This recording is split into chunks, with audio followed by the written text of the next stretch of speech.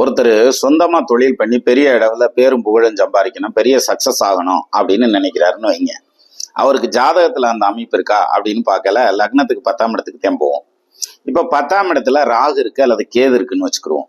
அப்ப ஜென்ரலா ஜோதிட ரூல் என்ன சொல்லும் அப்படின்னா, குறுக்கு வழியில பணம் சம்பாதிப்பவன், பிறரை ஏமாற்றி பிழைப்பவன், பிறருடைய நஷ்டத்தில் தனம் தேடுபவன் அப்படிங்கிற மாதிரியான ஸ்டைல் எல்லாம் சொல்லும்.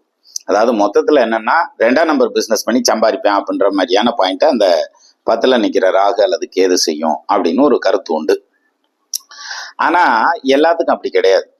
இப்போ எந்த லக்னமா இருந்தாலும் 10ஆம் இடத்துல ராகு அல்லது கேது உட்கார்ந்திருந்து அந்த 10ஆம் இடத்ததிபதி ஆட்சியாவோ அல்லது உச்சமாவோ இருக்கார், அல்லது கேந்திரத்துல திரிகோணத்துல இருக்கார், அல்லது ஆட்சி பெற்ற கிரகத்தோட இருக்கார், அல்லது உச்சம் பெற்ற கிரகத்தோட இருக்கார், அல்லது அந்த ஸ்தானாதிபதி வக்ரம் ஆயிருக்கார் அப்படின்னா அது ராஜயோகத்தை செய்யும். அவன் நேர்மையான வழியில சம்பாதிப்பான்.